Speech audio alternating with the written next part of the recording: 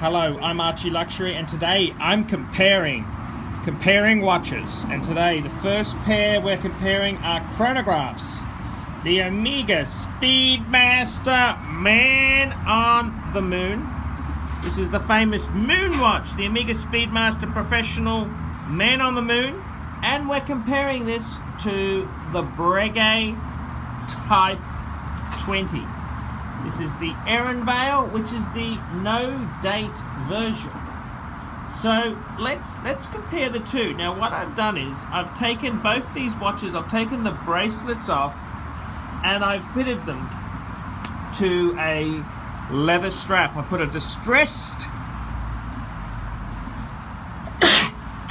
strap on the Breguet and a nice sexy black one on the Speedmaster. Now let's take a look firstly at the Speedmaster. This is the famous, the legendary, the incredible moon watch itself there. So these watches here, they came out in the 1950s and they were originally the Omega Speedmaster, not the Professional. And what happened then? Wow.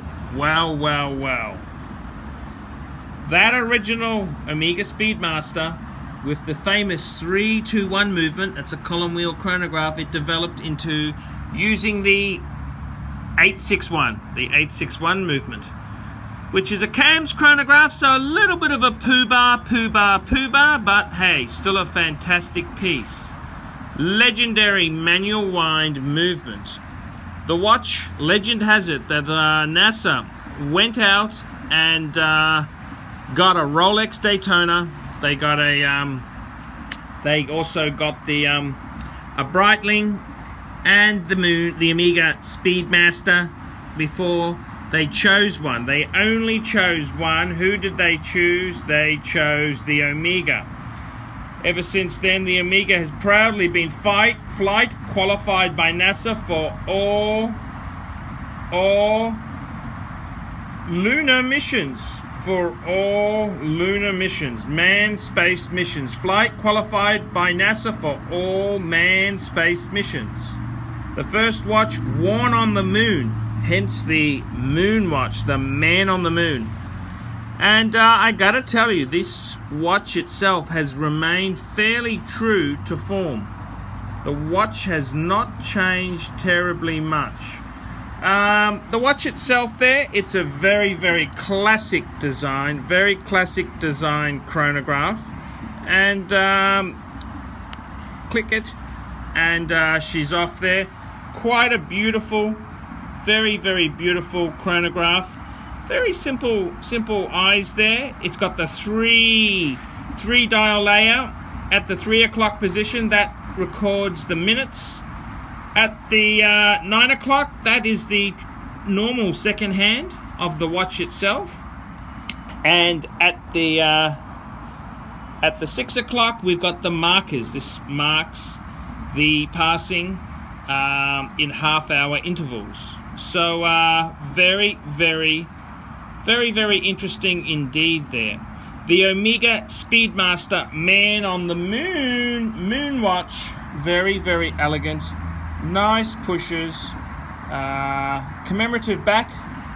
Well, I'd be very proud of a lunar mission. Very cool piece.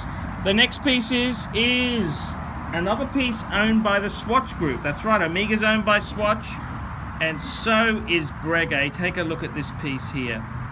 Absolutely sexy, absolutely stunning. This is the Breguet Type 20.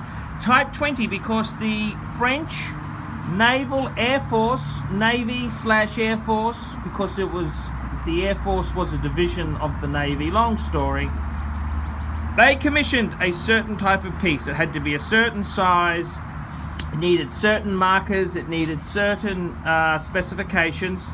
Type 20 specifications, and that is exactly what this is here. Breguet was famously a French company which moved to Switzerland, so hence the French connection. Now if we just take a stunning look at this piece here, we can see a quality chronograph. Look at this chronograph here. Take a look. Look at the Breguet script.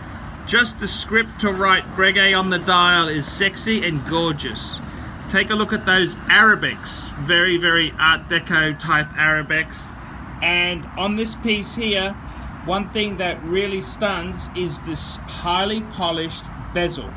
It's a bezel like a Submariner, so it's got multiple timing mechanisms on this piece.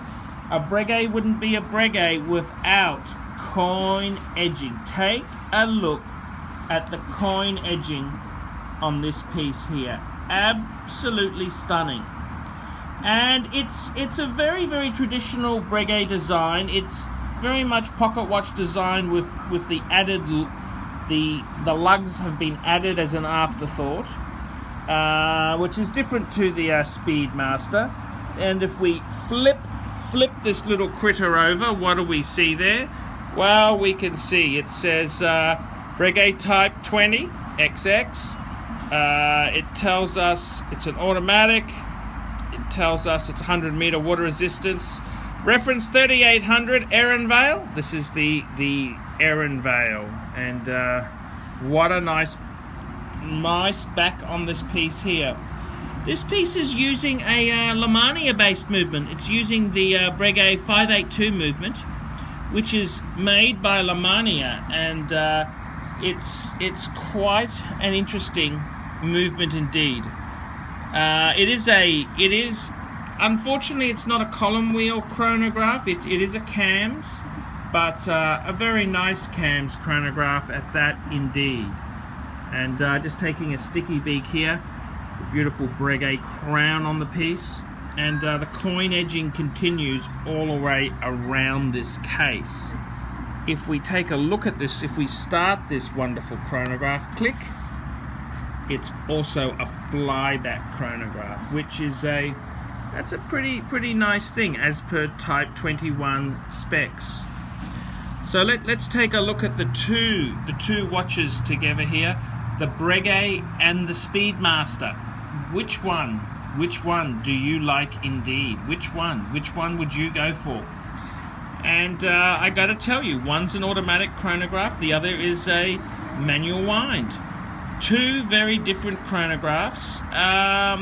The Speedmaster 1950s roots, the Breguet's kind of, it's different to the original Type 20s that Breguet did release. It's got a lot of yesteryear charm on it. Breguet has when they did this piece, when they reissued it, they made it like a traditional Breguet, coin edging, the lugs there, very beautiful, but a little bit different to the military issued Type 20s. But there we have it, the two chronographs themselves. Which one would you go for? That is the question. That's the one. We've got the chronograph running there now. It's actually a flyback, so we can actually reset that at any time. So we reset that whilst it's going, and off it goes again. So it's quite a novel type of chronograph, quite a lovely chronograph. It's a very, very beautiful piece. I don't think you could say these are ugly chronographs. They're both very, very, very attractive. They're both very, very nice pieces to have there. If you're a chronograph lover, my God, it'd be nice to have both of these, wouldn't it? The Breguet Type 20 and the Omega Speedmaster Man on the Moon. The Man on the Moon. So a little bit different there. One's flyback, the Breguet's flyback, whereas the Speedmaster's traditional chronograph. The Speedmaster's manual wind, whereas the Breguet is automatic. And very interesting interpretation. The Speedmaster is, of course, legendary, one of the most iconic sports watches of all time, which, you know, that is a very cool piece to have. The Breguet is a fantastic brand.